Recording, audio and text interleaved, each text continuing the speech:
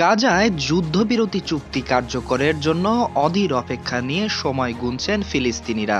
উপত্যকায় যুদ্ধবিরতি কার্যকর হওয়ার সম্ভাবনায় গাজাবাসীদের মধ্যে আনন্দ উল্লাস দেখা যাচ্ছে, তবে তাদের মধ্যে কাজ করছে শঙ্কাও। গাজায় বাস্তুচ্যুত নারী লতিফা কাশকাশ বলেন তিনি খুশি, কারণ যুদ্ধবিরতি কার্যকর হলে তিনি তার বসত এলাকায় বাড়িতে ফিরে যাবেন। তবে লতিফার মধ্যে আশঙ্কাও আছে। তিনি বলেন, আমি ভয় পাচ্ছি, কারণ আমি ইসরায়েলিদের বিশ্বাস করি না।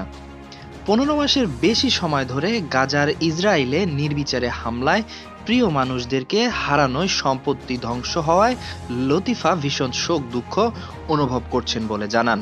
গাজার বাস্তুচ্যুত ফিলিস্তিনিরা নিজেদের ভবিষ্যৎ প্রজন্মের জন্য বিধ্বস্ত উপত্যকাটি পুনর্নির্মাণের অঙ্গীকার করেছেন। তাদের একজন গাজার প্রবীণ অধিবাসী মাহমুদ আওয়াদ, তিনি উত্তর গাজা থেকে বাস্তুচ্যুত হয়েছেন। যুদ্ধবিরতি কার্যকর হওয়ার সম্ভাবনায় তিনি আনন্দ প্রকাশ করেছেন। মাহমুদ আওয়াদ বলেন, আল জাজিরাকে বলেন, অনেক প্রিয় মানুষ শহীদ হয়েছে।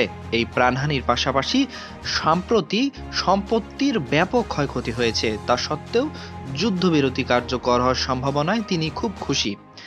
মাহমুদ আওয়াদ বলেন, ইসরায়েলিরা গাজার গাছপালা খামারগুলো ধ্বংস করেছে, তবে তারা নিজেদের সন্তানের জন্য, আগামী প্রজন্মের জন্য গাজায় আরও গাছ লাগাবেন, নতুন করে খামার গড়বেন।